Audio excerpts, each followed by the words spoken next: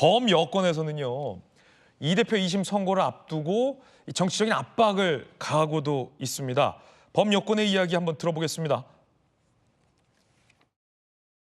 당선 무효형 이상이 나올 것이고 그게 나온다면 대법원 판결은 저는 2개월 이내에 선고될 것이라고 생각합니다. 이재명 피고인은 좀 후퇴된 입장을 많이 취했죠. 내가 기억이 소실될 수가 있다. 잠깐 까먹었을 수 있다 이런 거죠. 그리고 즉흥적인 질문에 대해서 대답하는 과정에서 좀 실수가 있었던 것 같다라고 얘기했지만 재판부도 지적했다시피 이 같은 질문을 여러 번 받은 거예요. 그래서 이 부분은 뭔가 즉흥적으로 실수했다라고 하기에는 너무나 반복적으로 허위사실이 유포됐기 때문에.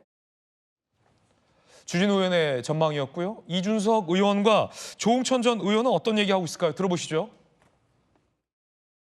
대법원이 작정하고 1심하고 2심 보니까 진짜 잘했네. 그럼 우리 뭐 한두 번 모여서 얘기하고 그냥 판단 내리자고. 그러면은 2달 만에도 나올 수 있는 겁니다. 후보 등록 이후에 이재명 대표의 피선거권이 박탈되면은 이재명 대표는 즉각 후보에서 사퇴하게 되는 것이고 민주당은 대체 후보를 낼 수 없게 됩니다. 그러면은 국민의힘 후보는 자동 당선이 아니냐 이런 생각을 갖고 있는 것 같은데요.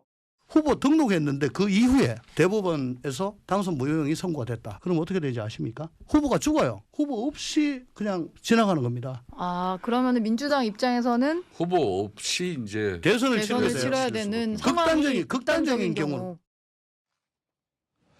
조응천 전 의원이 했던 말이 상당히 뭐랄까 논쟁적인 지점이 있는데 대통령에 대한 선고가 지금 미뤄지고 있지 않습니까? 만약 이번 주에도 대통령 선고를 못하고 4월 달로 대통령 선고가 늦어질 경우에 만약 대통령 선고가 기각, 각하, 인용 이 세 가지 중에 하나가 나올 텐데 경우에 따라서 혹 인용이 선고된다 하더라도 4월 달에 대통령에 대한 선고가 된다면 조기 대선은 6월 중에 열리게 되는데요. 공교롭게 이 대표의 2심 선고도 유죄가 선고된다면 대법 확정 판결도 6월 달에 같이 나오게 된다는 겁니다. 만약 대법 선고가 혹 있을지 모를 조기 대선 직전에 나오게 된다면 그리고 그 결과가 유죄라면 민주당은 등록된 후보가 소멸된다라는 얘기를 조응천 의원은 지금 한 겁니다.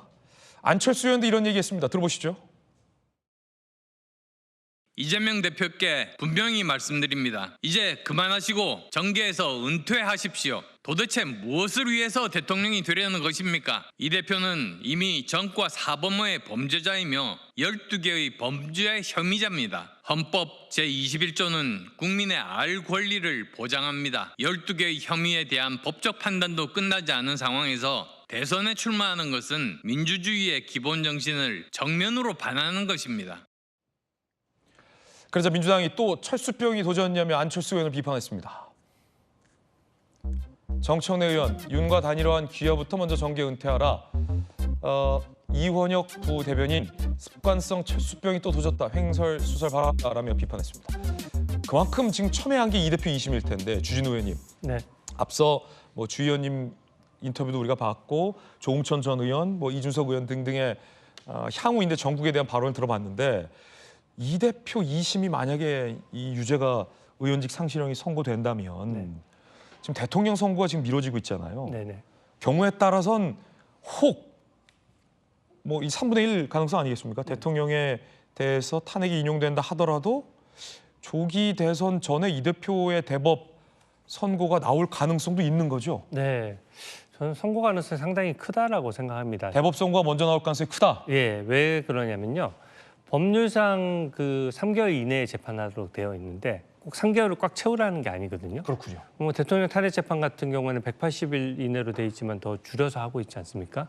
더 줄여서 할 수 있는데 이재명 대표 측에서 본인이 이제 시간을 끌 수 있는 시간은 27일에 불과합니다. 상고장 제출 기간 7일, 상고 이호서 제출 기간 20일은 아마 꽉 채워서 제출하려고 할 거예요. 기존에 1심에서 2심으로 항소를 제기하는 과정에서도 항상 마지막 날에 서류를 내거든요. 최장 시간을 끈다 해도 한 달을 채 못 끈다. 네, 그러니까 이재명 대표 측에서 할 수 있는 시간은 27일밖에 없는 거고요. 그 다음부터는 대법원이 결정해서 빠르게 진행할 수 있는 겁니다. 그리고 이게 법률상 근거도 있는 것이요. 공직선거법에 보면 공직선거법 사건은 민주적 정당성이 부여되는 것에 하자가 생긴 경우이기 때문에 모든 사건에 우선해서 판단하도록 돼 있습니다. 오. 그래서 대법원에서 사건 결과나 이런 것들이 늦어지는 이유는 보통 그 재판을 받는 사건들이 굉장히 많기 때문인데 이것은 서류만 가지고 재판을 하는 데다가 더더군다나 최우선으로 지금 대법원에 계류 중인 수만 건의 사건 중에 이게 1번의 사건이 되는 거예요. 하긴 대법 재판은 뭐 증인도 없잖아요. 예, 그렇기 때문에 시간을 끌 여지가 없어서 그렇게 될 것이고 한번 생각을 해보십시오. 지난 대선에서 반칙을 해서 재판을 하는데 1심에서 2년 2개월을 끌었던 것 자체가 좀 잘못된 거예요. 그러니까 지금 사법부 입장에서는 사실 진작 끝났어야 되는 재판을 현재 계류 중에 있는 사건이기 때문에 선거법이라 6개월 내에 1심이 나왔어야 되는데 예, 2년이 넘어갔으니. 네, 그러다 보니까 이게 선거 일정이랑 맞물리게 된 것이거든요. 근데 지난 대선에서 반칙을 했던 사람이 다음 대선에 아무런 페널티 없이 나온다.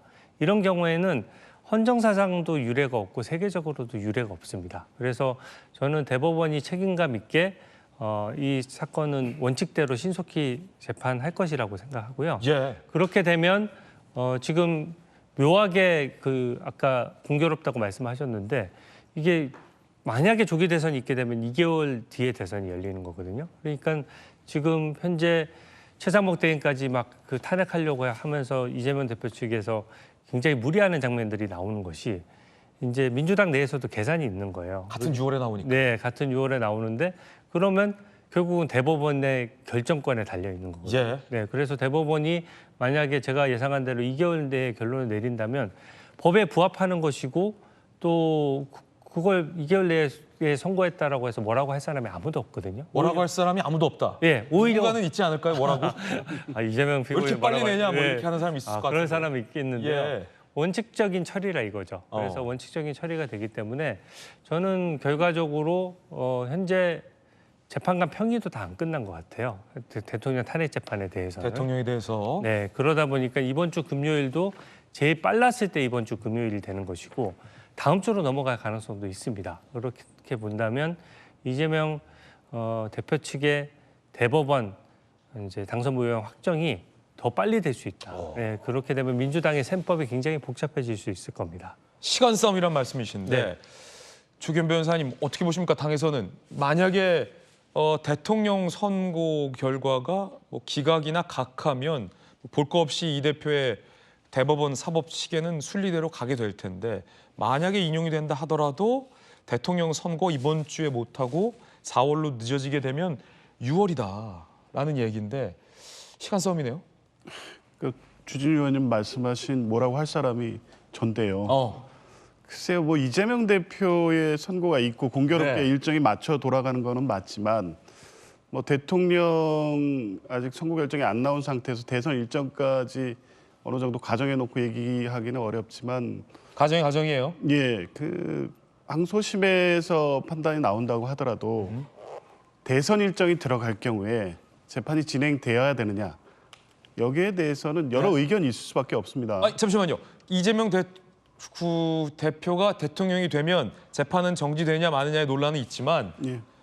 대선이 시작됐을 때 대법이 멈춰야 하느냐의 논란은 지금까지 잘 없었던 것 같은데. 그렇죠. 근데 그런 네. 부분까지 고려한 이 선고 일정이 될 거예요. 대법원도. 대법이 판결 못할 거다. 그렇죠. 왜냐하면 정치적 파장을 고려할 수밖에 없고 그리고 시간적으로 634 원칙을 대법원장이 말씀을 하셨기 때문에 당연히 적용해야 된다고 하는데 통상 공직선거법 사건은 빨리 나는 경우도 있습니다. 뭐 사안이 단순한 경우에는 금방 나오기도 하는데 5개월씩 보통 걸립니다. 그리고 이 사건은 정치적 파장도 있지만 항소심 결과에 따른 어떻게 나오더라도 법률적 쟁점이 치열할 수밖에 없는 사안입니다. 쉽게 이 결론 내기 어려운 사건이에요. 예. 여러 가지 주장하는 게 이재명 대표 등이 주장했던 것이 뭐 판례가 명확함에도 불구하고 무죄를 받기 위한 법리를 막 만들어낸 주장이 아닙니다.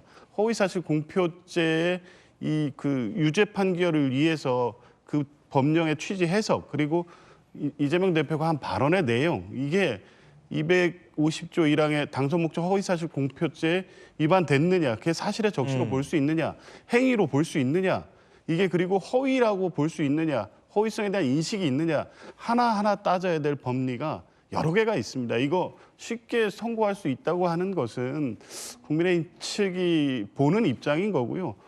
완전히 냉정하게 객관적으로 봤을 때 법률적 쟁점이 여러 가지가 포함되어 있어서 이런 정도의 발언을 가지고 허위사실 공표, 그것도 실형 내지 피선거권을 제한하고 선거 보전 비용 400 몇십억 원을 반환해야 될 정도의 행위로 판단할 수 있느냐에 대한 쟁점은 대법원 쉽게 판단하기는 어렵습니다. 그렇군요.